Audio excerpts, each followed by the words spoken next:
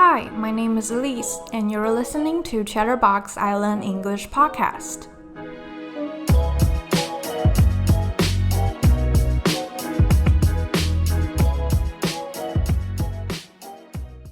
Welcome back to Chatterbox Island English Podcast. I'm your host, Elise. If you're new to this podcast, hello and welcome.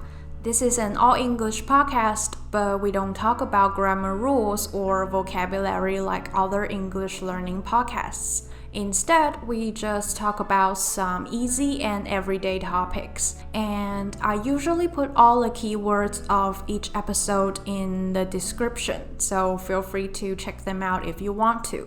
And I hope you'll find this show interesting, and be sure to subscribe if you enjoy the content. So in the last episode, we talked about how we acquired our first language and when is the best time for learning a new language. So if you missed that episode, you can go listen to it after this one. And if you want to listen to any previous episodes of this podcast, you can click on any platform that you're listening to right now. So for today's episode, we're gonna talk about another digital versus physical product. And in case you forget or you haven't listened to the episode where we discussed the influence and impact of digital streaming services on the music industry, in that episode, we talked about why people don't really buy physical albums or music anymore. And for today's episode, we're gonna talk about books. So I'm actually really curious, how many of you guys read ebooks instead of physical books? When you're about to purchase a book, would you choose a digital ebook over a physical copy?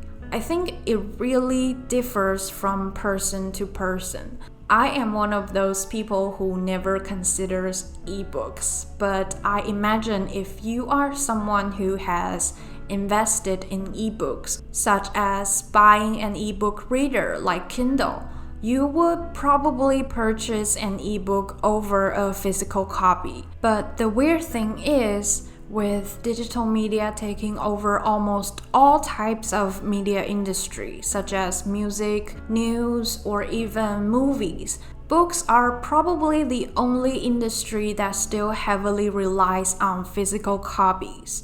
So according to the Association of American Publishers annual report in 2019, publishers of books in all formats made almost $26 billion in revenue in the US last year, with print making up $22.6 billion and ebooks taking only $2.4 billion.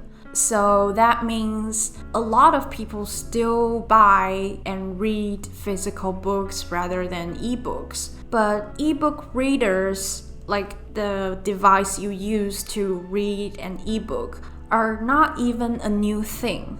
So Amazon came out with their famous ebook reader Kindle almost like a decade ago, and ebook readers now have many different functions, such as adjusting size of the words, brightness of the screen, and they even try to make reading an ebook as similar as reading a physical book, so you won't feel like you're just reading a PDF file. They actually try to make the pages of the ebooks not so pale white and not so bright, so that you won't feel like you're reading off an electronic device.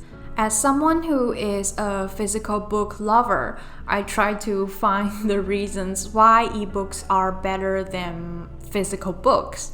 And here are the advantages that I found. But I gotta say, none of them really convinced me to turn to ebooks instead of physical copies. So anyway, let's go through them and I will give you my opinions about the advantages. So the first one is ebooks are much more portable than physical books. You can carry dozens, hundreds, or thousands of them on one device. And true, I agree, but who carries dozens of books on the go unless they are educational books or learning materials if you're a student going to classes? Though I have to say, if you've ever studied English literature in college, you are probably familiar with the infamous Norton Anthology, which is like a must-read book for all students from English or foreign language literature departments. And the first volume of the book alone probably weighs like 2 kilograms. And it really was a pain in the ass to carry around. So I guess in that situation, ebooks are definitely more portable and more convenient. But still, if I am a common reader, I don't usually carry multiple books around. Okay, so the second one is you can download them right away after purchasing, and you don't have to wait for them to be delivered if you order them online. And I have to say, I don't mind waiting for books that I order to be delivered. It's very much like online shopping for me. The waiting makes me more excited for the books that I buy, if that makes sense. And the next one is you don't have to go to a bookstore. This is not an advantage for me. If I don't want to go to a bookstore, I can order them online. And sometimes going to a bookstore is part of the fun in reading, at least for me. Sometimes you don't actually have a specific book that you want to buy in mind, but going to a bookstore and seeing what's new or what appeals to you is a fun process and an adventure, I think.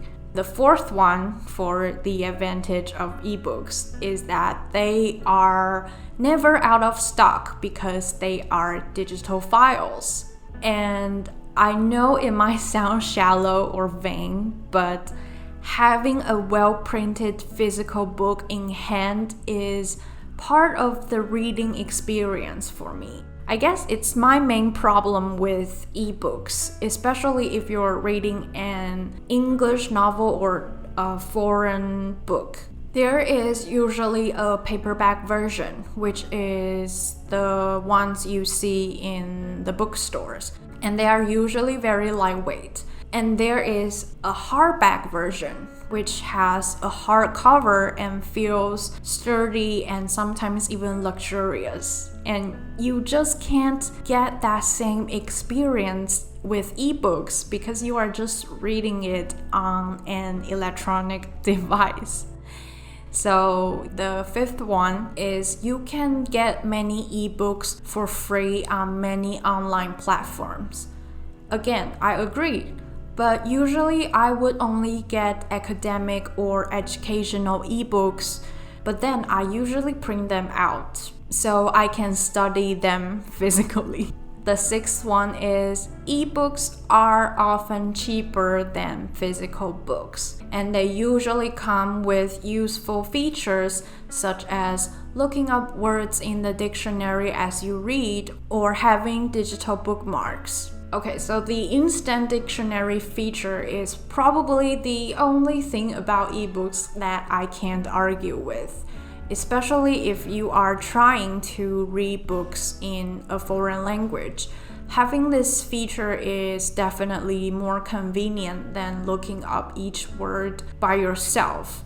But saying that ebooks are cheaper, well, books nowadays are not even that expensive. So I wouldn't say that is a critical factor for me to change my reading habit. So after reading through all the features of ebooks, I realized that I am a hardcore physical book lover.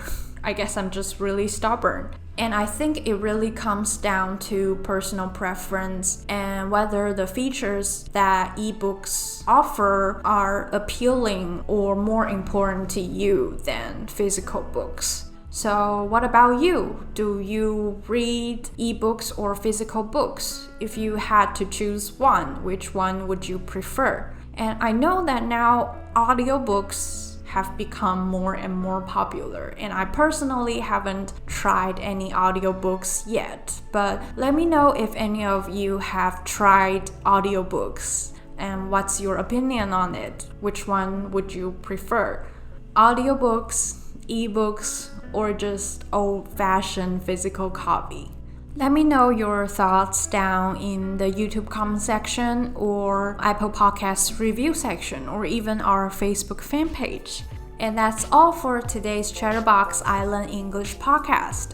If you enjoyed this episode, you can subscribe to our show on Anchor, Spotify, Apple, Google Podcasts, KKBox, and SoundOn. You can also find our shows on YouTube and go on our website, that's www.eisland.com.tw for more information.